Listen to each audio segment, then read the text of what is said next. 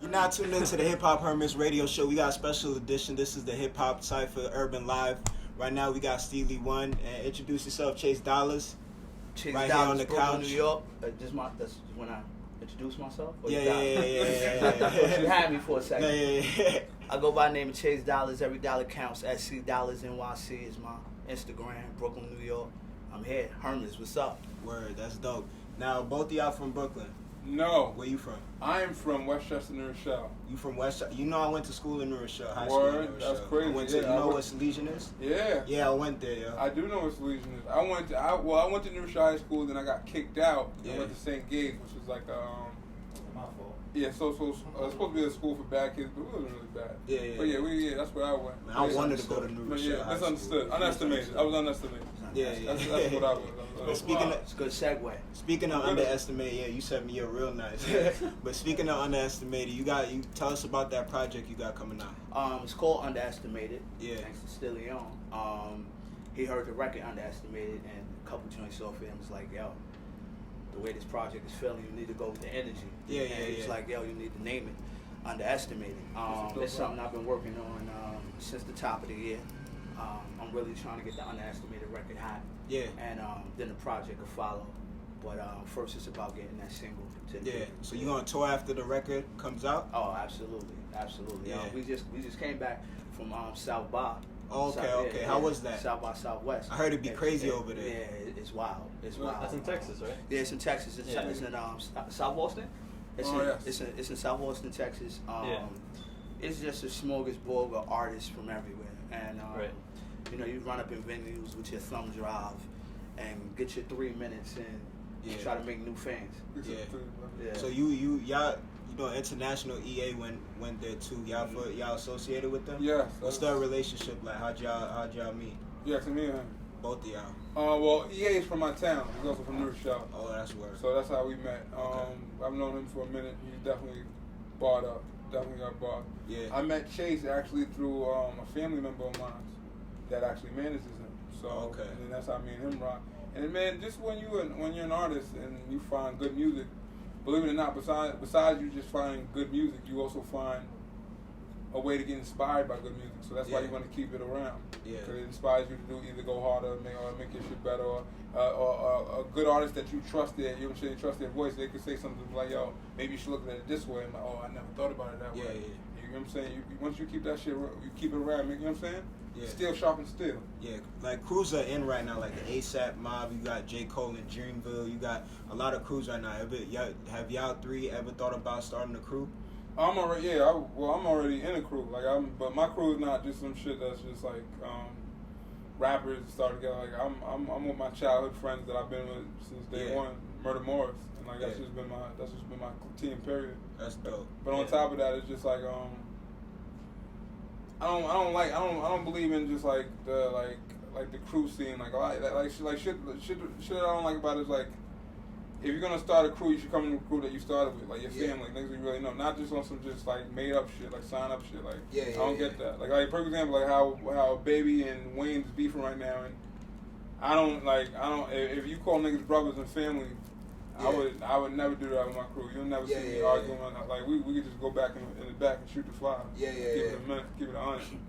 You'll never see us talk about each other in front of any, like everyone is y'all strangers. We'll never do that. I don't respect that. Yeah. I always feel like smaller crews are better, like smaller circles, and if there's too many people, like it's better to have. It's your organic. nearby. Smaller crews are organic. It's a real feel. It comes from a real place. Like my man right there, you don't have to put the camera on him, but my man right there, I've known him most of my life. Dead ass. He'll sit here and ride with me to the death right here, and then when we by myself, tell me like, you full of shit, and you were totally wrong. Yeah. I'm not gonna tell them that. Yeah. And if you punch that nigga in the face, I'm gonna punch him too. But then after that, I'm gonna tell you about yourself.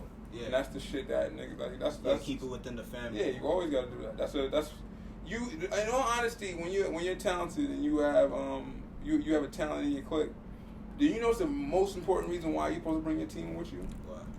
To make them remain, for you to remain yourself. Yeah. To keep you to In keep check. you grounded. Yeah. So if you understand it's like to be an artist, to be talented, is to absorb and put out different, different music and different things you can start to feel yourself. Yeah. And then, you know, you just need that dude that was with you since day one. So you still ain't shit. Like, you need someone to sit there and be like, bring you back down to reality. Like, you still ain't shit. I know you, like, I know you when you know, you used to shit on yourself. Like, like you still ain't shit. Yeah. Well, you in a crew? Nah, I'm a soul assassin. Yeah. 1020 Music Group, that's my management, and I sometimes do records with, you know, people in management provided they nice. You know, we click up and do records, but like for the most part, I've been, you know, solo my whole rap career. It just works out that way for me. Yeah. You know, I meet a lot of nice dudes along the way, but you know, my vision is a singular one.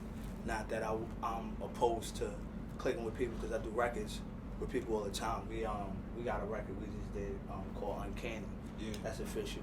That's gonna be on my underestimated project. So I kind of you know, dip in and out of cliques, if you will, in terms of, you know, just working with people that are talented. Like, I've never been a part of a group. Like, not that I have anything against groups or people that are in them, but it's just how my music comes to me. You know what I mean? So one of the songs you perform live, you mentioned paying homage to New York City. Right. Yeah. Why do you think people should pay homage to them? Well, I think you know, like, just hip hop as a whole. You're only as hot as your last song, or you're only as popular as your last Instagram post. We don't have a lot of respect for history. We don't have a lot of respect for, you know, for it to be historic means it's old. Like, you don't hear people use the word classic, or when you hear people use the word classic now, you take an album that comes out and in a week they're like, yo, this is a classic album. And it's like, in a week you can't absorb what an artist took to, well, a very talented artist, you can't absorb what it took them to create that record. Because those that are legendary and are talented, they took months to create their projects. I mean, you have geniuses that can go in there very rarely and, you know, put together an album in a week and give it to you, but they're far and few in between. It takes me, like, I've been working on this underestimated project since January. Like I said, it's still open-ended, and by the time somebody gets it, you know, for a week later to be like, oh, yo, this album is trash. It's like, you haven't sat with the album yet. You haven't wrote it in your car. You haven't listened to it with your friends. You haven't really zoned in with the lyrics. I say pay homage to New York City, but just not New York City. That just happens to be a city that I'm from. That's why the hook is pay homage to my city, not New York City, my city, because it's relative to where you're from. If you're from Texas, you gotta pay homage to Bun B. You know what I'm saying? Like, if you're from Memphis, you gotta pay homage to 3 6 Mafia. Yeah. Like, that's your city and that's your lineage and where you came from, where you come from. And I think that you need to pay homage to them. Like, now is new artists won't even stand next to them, right? Like, they don't make them a part of what's happening right now. It's just like, oh, you know, this was '94, so I'm gonna put you over here just because of your age or what have you, or what have you. So, I made that record. That's what the beat felt like to me. I think it resonates with a lot of people because, you know, your city or your town or, you know, your school or, you know, wherever you happen to be from, if your high school won, if New Rochelle won the championship last year and we going on this year, people are telling you that it's this new team rocking. Yeah. Like they forget all about what just happened last season. Yeah, everything's about the right now. Everything is about the right now, and I think we're moving a little bit too fast. So, pay homage. I feel you. Man, that's dope. You rarely hear people talk about paying homage to the older generation. That's dope. Now, both of y'all performed. You worked the crowd like crazy. You had everybody dying. You ever thought about being a comedian? Nah, I'm just a naturally funny nigga. Yeah, you really. But nah, I just at the end of the day, I feel like entertaining. Period. You have to be a people person. You have to be able to fuck with people and just, you know, go with it. Did you learn that from anybody? Like, did anybody teach you like this is what you got to do? Being around niggas. Yeah. Like being around everybody, fucking with. Yeah. Shit, just fucking with my people. But I think. I'm sorry to cut you off. No, you good. I think that kind of like humble energy, like it attracts people. Yeah, like that positive energy, and I can tell that you both are humble. So how important is it for you two to both stay humble, and like how hard is it to like remain humble? For me personally, I have to remain humble because, for perfect examples of where I'm at right now, like in the situation where I'm at on the come up, it's like I'm grateful for every opportunity I get, and I know how hard it was for me to get where I'm getting now. It was hard for me to get, and how much work I had to put into that. So I can't take that for granted. I can't take any of those times and those moments or those looks or those. I can't take it for granted. And it's like, for me to be busting my ass and doing what I'm doing now, for me to make it, I have to be humble because God has given me a gift to do that. And it's like, in all honesty, by the time I make it and something like that, I can't sit here and just fucking act like, like I have a spirit of entitlement, like I'm supposed to have it. Yeah. I'm not supposed to have shit at the end of the day. Especially me being a black man in America, I definitely ain't supposed to have shit. So no, I don't. To remain humble, in all honesty, is to remain connected to the grind, to the Most High, just to remain connected to just trying to pay it forward and go forward. So yeah, I have to remain humble. And also, I just like this shit. I could lose it tomorrow. I could lose my inspiration. I could lose my drive. I could lose everything tomorrow if I, you know what I'm saying? Yeah. Shit ain't promised. Nothing's promised. I could lose my life tomorrow. Nothing's promised. Yeah, I think what he said was key, which is opportunity. Like, you can only be as nice as people allow you to be. Yeah. Mm-hmm. Right? Like, you have to have an audience. You have to have people to listen to you. So, entertainment that we create is only as good as the people that allow us to do it for them. Yeah. Right? Like, so I went on, I don't know, like 3 hours into the show. Right? And, a lot of the crowd started wearing thin. And the ones that did stay there, the ones that remained there, like, that's my opportunity. Like, that's why I become humble, because those people sat in those seats not knowing who I was and not knowing what I was going to provide for them. But, they showed me all the energy and all the love in the world. Yeah. And that's a humbling experience, Yeah. right? To walk into a room where nobody knows who you are and then give them a piece of yourself. Because for music, that's what it is. To give you a piece of myself, and you have the attention span, you know what I'm saying, to give you 15 minutes out of your day just to give you what probably took 6 months for me to create. Yeah. You know what I mean? So that will always remain a humbling experience. And, those that remain humble go far. I mean, your relationships outside of music, your relationships within music, like, you never hear anybody have problems with somebody that was humble. Yeah.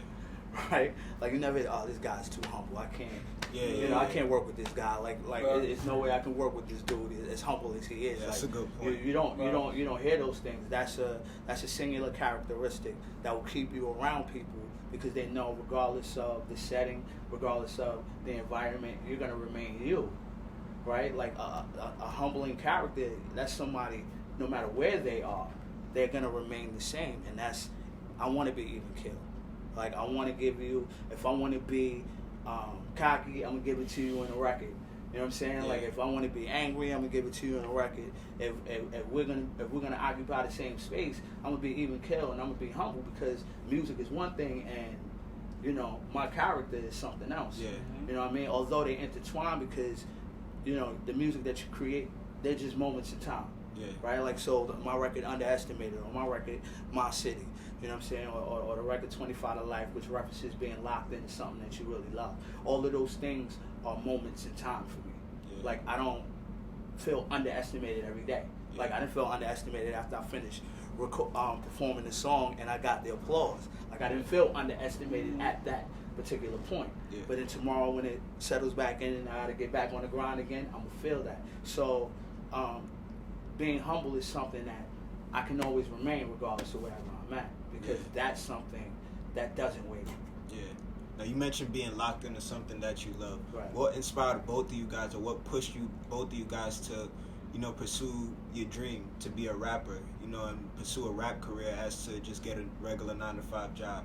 Well, for me, I remember being, I think, in the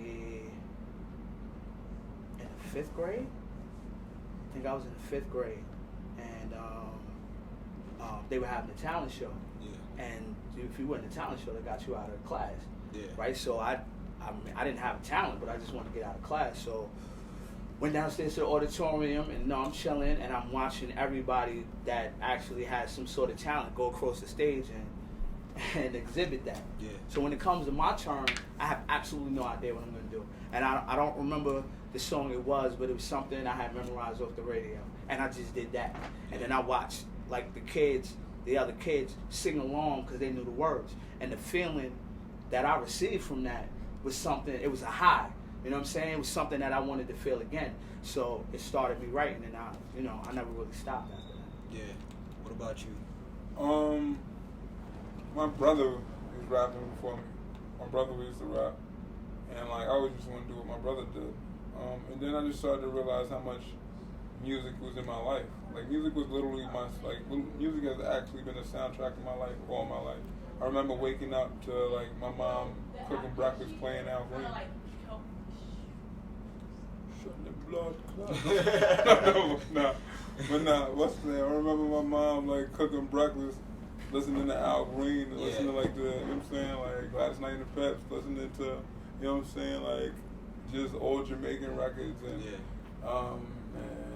Bob and Marley, and like I was always in it. But then once my brother started rapping, I started to pick it up, and then I always woke up with a song in my head.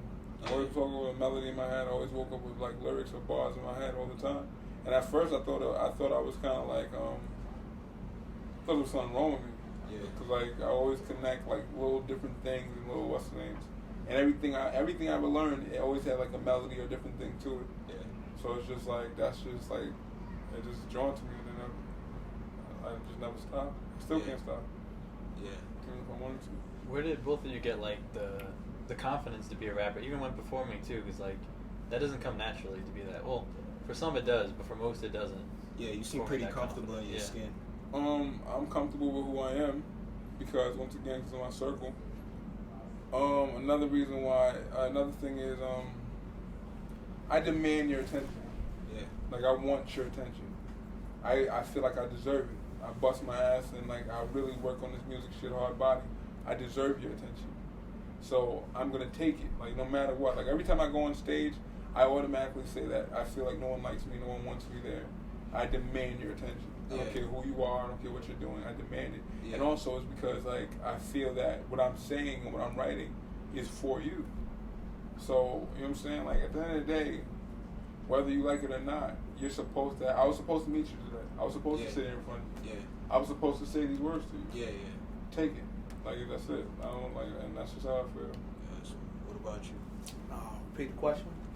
Where did you guys get your confidence? Where did you get your confidence to perform? Both in the music and performing. Well, I think my confidence starts with writing the actual record, right? Like you write a record, and to you, it's crazy.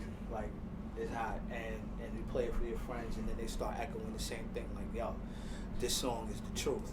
And then it's like, okay, my inner circle is feeling this music, but I want to take it a step further. Yeah. Like I want to give it to other people and see if they have the same response when they hear me and see me perform. Yeah. And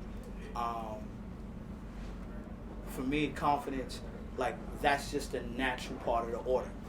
Like I can't spend the money to write and record a record, mix and master a record, and then not perform it. Yeah, yeah. Like that's the pinnacle, right? Like that's your climax, is to be able to start with just the beat and turn it into a song and then perform it in front of a crowd full of people and have them echo the same emotions and feelings that you had when you first heard that track and you first put those words together. So the confidence is more of a dutiful situation. Yeah. Like it's my duty now. Like after I recorded this record is hot according to the people that know me and listen to my music. It's my duty now to give it to everybody. Yeah, that's dope, man. Now you talked about your music being for the audience and for the people. How important it is, do you think, to put positive messages in your music for the youth? Because both you guys are pretty positive guys. Just your vibe and everything. Even with your performance, making everybody laugh, changes the whole energy in the room. So how important do you think that is? I think a message period is important. Everything that I sit here and write about are real feelings of what I'm going through, my emotions at the time. Now, when I explain myself and write certain records, I'm writing it in that moment, and I feel like, and anything I would tell a kid or anything I would tell anyone, to be real with your feelings, be real with your emotions, and express how you feel. Yeah. And I feel like when it comes to music, I feel that's the place to do it. Like, I don't really respect how certain people, like, want to sit here and, bash lyrics and bash certain things, and then sit here after they bash them, go and talk and express themselves the same exact way I was expressing myself in the lyrics in their behind closed doors. Yeah. I say it and express myself, however, at any time. There's different times, different place for everything. But at the same time, I express myself freely. And I would want you to, I would want him to, I would want everyone to. Now, I definitely feel that certain kids shouldn't listen to certain things. Just like when I was growing up, there's certain things I shouldn't listen to. But at a certain, like, when it's to the point where I feel you're old enough to receive it well, I feel like I feel I should be able to say whatever I'm feeling at the time to you. But messages to be positive, I have many records. It could be to the point of joints about my daughter, things about my mom, things about just the struggle. I express myself because I'm a human being. Yeah. And I will always express myself exactly how I feel at that time. I think as far as messages for the youth, I think music is age appropriate. I think it's just like every other form of entertainment, right? Like, you don't take a 7-year-old to go see a rated R movie. At least I hope you don't do that. Yeah. Right? Like, you don't allow your 6-year-old child to watch Game of Thrones. You know what I'm saying? At home, like, you don't allow those things to happen because that entertainment is not made for them specifically. It's made for adults. I think music, specifically hip hop and R&B music, we don't have that luxury. Like, we can't say that, all right, my music has the explicit language sticker just like a rated R movie does. A rated R movie can go on to win Emmys and Oscars and be championed by the entire entertainment community, right? But then you have a group like I mentioned also, you have a group like NWA that comes out and they want to, burn CDs and get letters from the government to stop them from making the same entertainment via images that you would see in movies, because not only can you hear it, you can see it in movies also, and the directors and the actors and all of these people are celebrated for creating such realism. Yeah. You take something like Precious, Yeah. right? You take something, which is a film about dysfunctional people, very dysfunctional people, and this thing is celebrated. Like, it's loved. Everybody's getting Oscars. Everybody's starting new careers from that movie. But if I take those same images, right, and I put that to music, and I put that out to the same community, it's shunned. Yeah. Why?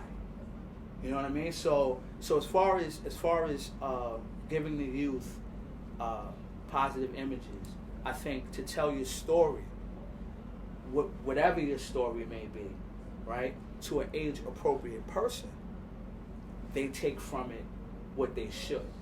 You know what I mean? Yeah. Like, if it's age-appropriate, they take from it what they should. Like, you're told that that in music that violence is glorified, right?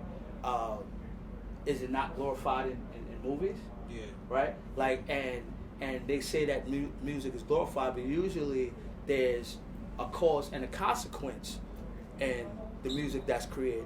Like, you're just not hearing one side of the story. Like, it's spoken about people that are never coming home, right? People that are locked up and not seeing their kids. Yeah. Like these, they're painting you a full image. Like, you'll see cars and you'll see girls, and in the same song you'll also hear about being targeted because you wear jewelry, being targeted because you have. That's where the term hater comes from. Yeah. Like, that term hater was made because of successful people that were doing things and other envious people that wanted to take what they had. Yeah. Now, if you're age appropriate, you could sit back and listen to this record and go, yo, like, maybe I need to be easy with all types of jewelry and this place that I'm in. Because I was just listening to the record how this guy got his head popped off because of a hater, right? Like, so I think the messages are there. I think the people that listen to the music, that critique it in such a way where they say that, you know, it's misogynistic or whatever the case may be, I don't think they understand it. Because if you're of that environment or you understand that environment, then you understand the cause and effect, right? The causality of everything that you hear in these records. I also feel like we gotta remember that it's art. I don't feel like art is expression. I don't feel art I don't feel art's supposed to be controlled. I don't think art's supposed to be in some ways judged. It's art. Like if I express myself in any way, you can't sit here and tell me about how this is how I feel. You can't change the way I like. This is how I feel, and these are truths. These are things that are going on. Now, visually, when it's all about how it's presented to you. When big movie, when big movie productions and big movie companies present something to you, there's a lot of money behind it. There's a lot. They're going for a certain demographic. It's even though it could be a movie like Precious or a movie like Boys in the Hood and like that, it's presented to you as something more, I guess, more professional, more controlled. We know all these people are acting. These are all actors. This is all fake. Now, believe it or not, in hip hop, there's a lot of fake shit. Believe it or not. But at the same time, there isn't a lot of fake shit. Some things come from a real place. Some things come from a real. And the thing about it is, within hip hop, it's not necessarily so much controlled. Meaning, like, these things we talk about, it can happen now. like it can happen right now. Like, if we're in here right now, there's no one here to say cut. If I have a problem and I'm a rapper and I got my entourage and I feel some type of way and you feel some type of way, nigga, you can die. And there is no one to say cut. There's no one to say stop. There's no one to say roll back. There's no security. There's no security. There's nothing. It's life. It's the only difference. I feel like, I feel like people feel like, certain kids get inspired by these things and by your music and things. Well, kids get inspired by things all the time. I'm a father. My daughter sees things all the time and inspires. My daughter even hears my music. And every single time my daughter comes back and say what this is and what that is, I express and tell her what it is. Because it's my job to do that. I raise her. The world don't raise my daughter. I raise my daughter. I protect my daughter from the world and also get her ready for the world. The truth of the matter is motherfuckers is lazy. They don't want to sit here and take responsibility for the shit that they need to take responsibility for. At the end of the day, I can sit here and tell you to shoot all the people in the world. If you choose to do it and you had no one in your circle to stop you to do it, I pray for you. Because before I ever picked up a gun to do anything, my mom smacked the shit out of me and said, nigga, you better go get that high school diploma before you do choose anything to do. So that's the truth of the matter. I think I was watching, I forgot which late night talk show I was watching, and they had Michael Douglas there, and he was talking about a new movie that he had coming out, and how his kids are realizing that he's an actor. And they thought, I think he's married to Catherine Zeta-Jones, and they thought like she was the only actor in the family because of the type of movies that she put out. She put out age-appropriate things for their children. So they heard that their father was an actor, but they had never seen any of his movies because they weren't old enough to see them. It wasn't age-appropriate for them, right? And I think that, crime, violence, sex, drugs, money, murder, it's so easy to say it was because of this CD. It was because you downloaded this record, as opposed to what he's talking about, which is you didn't raise your child properly. Like, you didn't give your child all the tools necessary to make decisions. And this is not for every instance, but for most of them. you didn't give your child all the tools necessary to make the right decisions, and they made the wrong ones. It's just easier to say, oh, yeah, this Kanye CD, this is what did it. This is what did it to my child. As opposed to you, who's with your child, hopefully, you know, at least 16 hours out of the day, you know, that you have more influence over your child because you're raising them every day than I will for putting out a record that's going to cycle for maybe 6 months, or an album, especially now, or an album that lasts is hot for 4 months, and make it my responsibility to make sure that your child grows up well adjusted.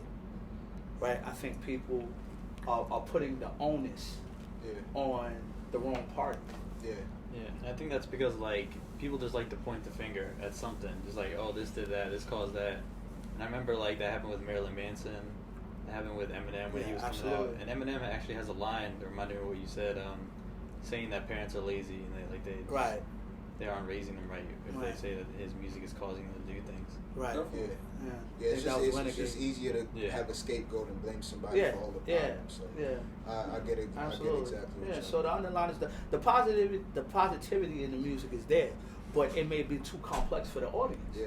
Like, I can't expect a 7-year-old to understand what it is that I'm trying to explain and underestimate it in the way that I'm explaining it when they don't exist in that environment.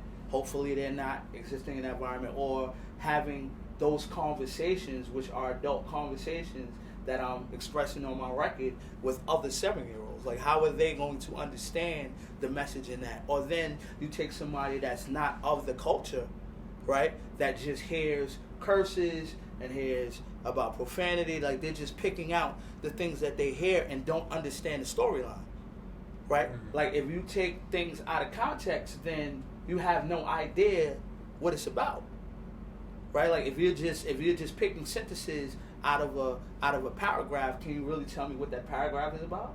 That's a good comparison. Right? Like, how do you do that? Like, so when somebody says, you know, this music is misogynistic, this music just puts down women, then you have the conversation, okay, let's talk about the record. Pick the record that you're talking about, and let's go through it, and let's find out why you think this way. Yeah. But they're not equipped to have that conversation because they heard a few curse words, and that's all they needed to hear. Yeah, they just close off. Yeah, on movie night, they're going to see the new rated R movie, right? The what is this? 50 Shades of Grey, right? Lil' Kim put that on a record, right? Luke and his people put that on a record. 50 Shades of Grey, and they right? to court for that. And they tried to ban them from countries, and then you make the guy a billionaire, right? And I think that's how it goes. You make the guy a billionaire, and his secretary is something like that, and they romanticize, right, their relationship, and now it's okay. It's easy to absorb, and it's one of the best-selling books, and it's one of the best-selling movies. But, you know, Lil' Kim does that as raunchy, right? Or Nicki Minaj does that, and it's unbecoming of a lady. But you wouldn't say that to the actress in the movie that's acting out some things that happen in real life, which Lil' Kim does. She's talking about, or Nicki Minaj, or any of our female artists, or males for that matter, talking about things that happen in the real world. Yeah. But when I do it, it's considered to be tawdry, right? And unsuitable for audible hearing. Like, but when you see it, like, because he stepped off a jet, or you know, because he's supposed to be Mr. Right with a real bad side, I'm understanding this is what this movie is about. It's easily digestible, and it's played in every single movie theater across the country and throughout the world. Yeah. And celebrated.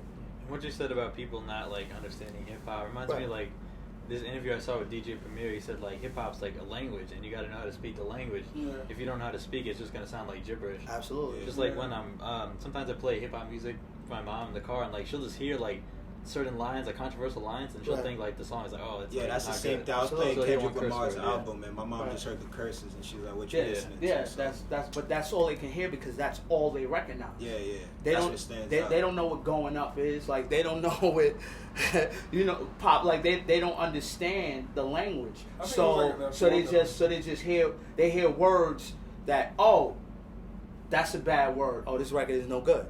Yeah. Right. You know what I'm saying? And it's all out of context. So it's about knowing the culture, being of the culture, to be able to have the conversation about what's happening in that record. Yeah. All right, Joe. Y'all gave us a great interview. Thank y'all for stopping by to the Hip-Hop Hermits radio Thanks show. for having us. Y'all got anything that y'all want to promote? Dorian Gray Effect coming out soon. That's the name of my project. We'll be looking out for that. Every dollar counts right now. Datpiff.com, hosted by the legendary Big Cat.